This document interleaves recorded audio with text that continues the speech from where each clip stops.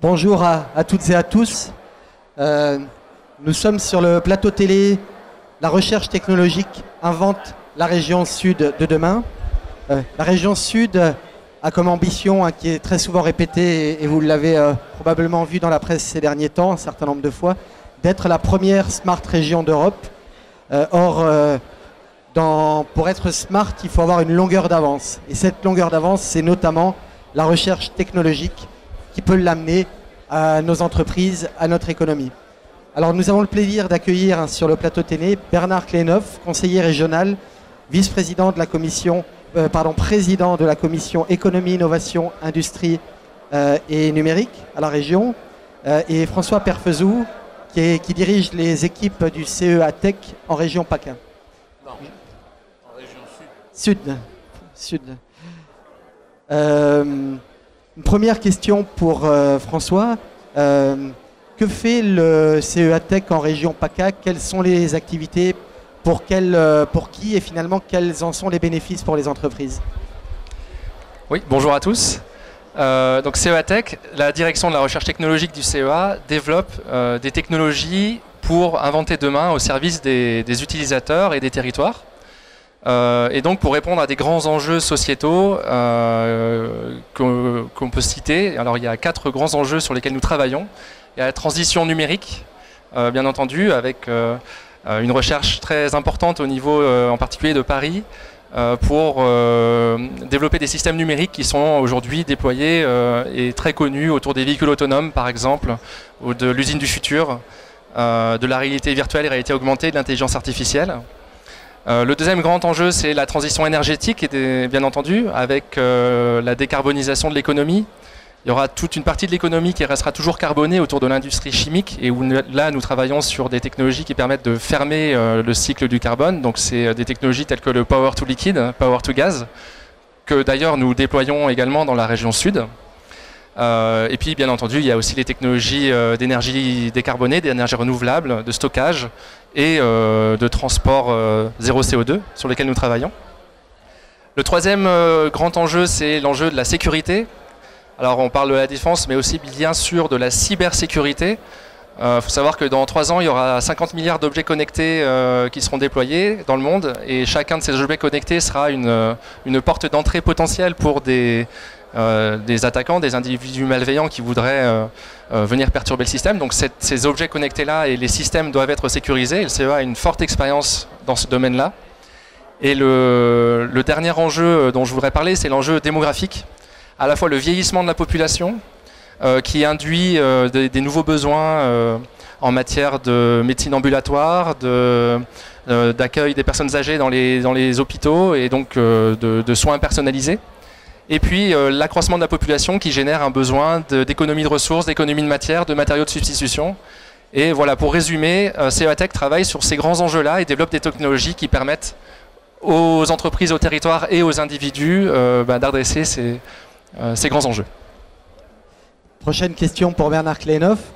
Quels sont les objectifs et quelle est l'implication de la région dans la recherche technologique, et notamment par rapport au grand domaine des opérations d'intérêt régional qui ont été lancées depuis quelques années? Bonjour à toutes et à tous. Alors, la région a comme compétence majeure l'accompagnement du développement économique de notre territoire et de nos entreprises. Et à ce titre, on est en partenariat avec le CEA qui a déjà des implantations en région pour faire en sorte d'accompagner cette recherche dans nos entreprises pour qu'elles en exploitent les résultats, qu'elles le transforment en produits sur le marché, lesquels produits sur le marché seront transformés en chiffre d'affaires et donc en développement économique, avec à terme la conséquence du développement économique qui est la création d'emplois. Cette compétence qui est notre aujourd'hui compétence majeure, je le répète, c'est celle qui nous donne aussi les moyens d'avoir d'autres activités, d'accompagner des opérations sur la culture et d'autres choses. Et c'est grâce à ces partenariats, et demain, tout à l'heure en tout cas, on parlera de l'implantation du CEA Tech à Nice, on a besoin de travailler ensemble et de s'accompagner mutuellement sur ces grands défis que sont toutes les transitions que nous vivons, qu'elles soient numériques, énergétiques, sociétales, écologiques. Pour faire le président Muselier nous a fixé un objectif clair. Il nous a dit qu'on doit avoir une COP d'avance, puisqu'on a une région qui est un territoire d'exception, et sans vouloir froisser nos amis d'autres régions, qui est le plus beau territoire de notre métropole française. Et donc il faut qu'on le protège, et pour le protéger, on a choisi d'avoir une COP d'avance, mais une COP d'avance, ça veut aussi dire faire du développement économique, et donc on utilise au mieux du territoire les compétences, l'intelligence, je dirais, et les développements que conduisent les équipes du CEA sur des sujets qui nous sont chers, qui sont ceux qui viennent d'être appelés. Et ces sujets correspondent, en règle générale, pour notre territoire, à des filières que l'on a choisi d'être des filières d'excellence et qui sont la base de nos opérations d'intérêt régional. Et je dirais en particulier sur des sujets tels que la Smart City ou sur des sujets qui me concernent moi peut-être plus directement, la Silver Economy. Sur la région, sur le territoire régional, comment sont distribuées ces compétences et notamment celles par rapport au domaine d'intérêt particulier des opérations d'intérêt régional? Quelles sont les antennes? Comment sont distribuées les compétences aujourd'hui? Est-ce qu'elles ont vocation à évoluer? Comment elles seront demain? Alors en région Sud Provence-Alpes-Côte d'Azur, nous avons une CEA Tech a une équipe d'un peu plus de 40 personnes qui est répartie sur 2 antennes aujourd'hui. Une implantation principale à Cadarache où nous travaillons sur des recherches qui ont trait à l'énergie solaire, thermique, photovoltaïque, le bâtiment et les microalgues également. Et puis nous avons une antenne à Gardanne qui est un laboratoire commun avec l'école des mines et qui nous permet de travailler sur la sécurité des composants électroniques. Alors au-delà de ça, nous avons également des personnes dont le travail est d'aller à la rencontre des entreprises régionales et de leur proposer l'ensemble de l'éventail des technologies qui sont développées par le CEA, y compris bien sûr sur les centres de Grenoble et de Saclay. Et grâce au partenariat que nous avons avec la région et au partenariat que nous avons également avec la métropole de Nice-Côte d'Azur, il est prévu que nous ayons une implantation d'une nouvelle antenne à Nice-Côte d'Azur, dans les locaux de l'IMRED, pour travailler de manière beaucoup plus facile avec l'écosystème d'entreprise du 06, qui est quand même à 2 heures de route de Cadarache, ce qui n'est pas forcément évident pour être en proximité. Et avec la volonté d'accompagner en fait, au travers de notre compétence de transfert de technologie, tous les travaux qui sont menés sur la métropole de Nice-Côte d'Azur en matière de Smart City et de Silver Economy. Merci. Quel intérêt a rapproché les équipes du CEA aux compétences, au territoire de la région, finalement au projet, et notamment sur l'est de la région PACA et sur ces 2 sujets de la Smart City et de la Silver Economy? Plus globalement, nos entreprises ont besoin de pouvoir décliner les recherches plus ou moins fondamentales, mais très en amont, que développent des gens comme le CEA, ce qui fait que nos entreprises deviennent l'interlocuteur naturel du CEA pour décliner dans le monde industriel ce qui a été trouvé ou mis en avant par le CEA.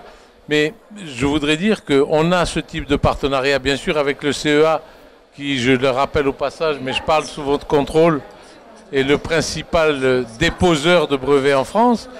Mais on a un partenariat avec l'INRIA sur l'intelligence artificielle, puisque le président de la République a annoncé un grand plan sur l'intelligence artificielle qui, on le sait, est partout, et que ce plan sera porté en partage avec l'INRIA. Et on aura demain un partenariat et un projet avec le CNES, qui est le Centre national d'études spatiales, pour que nos entreprises, parce qu'elles en ont besoin, puissent disposer de toutes ces données d'observation du CNES. Donc aujourd'hui, sur le CEA, il me semble naturel que nos entreprises existantes ou à créer puissent utiliser les développements mis en avant par le CEA pour créer de la valeur, pour créer du bien-être sur ce territoire. Et comment faire concrètement pour profiter pour créer de la valeur sur ce savoir que le CEA apporte, notamment sur l'est de la région? Alors nous développons, je l'ai dit, des technologies qui sont brevetées et qui donc sont protégées. Il y a nos amis de l'INPI qui nous ont fait une brillante conférence à ce sujet tout à l'heure. Et grâce au fait que ces technologies sont protégées, eh bien, les industriels et les partenaires avec lesquels nous travaillons, au travers des licences d'exploitation exclusives dont ils peuvent bénéficier, ont un avantage compétitif par rapport à leurs concurrents. Et donc, quand nous travaillons avec nos partenaires industriels, quand nous construisons le projet, nous avons en permanence à l'esprit l'idée que le projet doit servir à développer un produit qui va être mis sur le marché rapidement. Donc les notions de temps d'accès au marché et de retour sur investissement sont très importantes pour nous lorsqu'on construit le partenariat avec l'entreprise qui nous accompagne, afin que le projet soit un succès, puisque ce sera un succès pour l'entreprise si derrière il y a une création de valeur économique, et ce sera aussi bien sûr un succès pour le CEA parce qu'il y aura une valorisation d'une technologie brevetée. Voilà.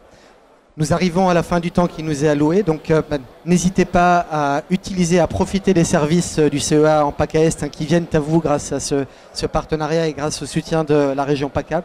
Merci Bernard Cléneuf, merci François Perfezou et merci à vous tous.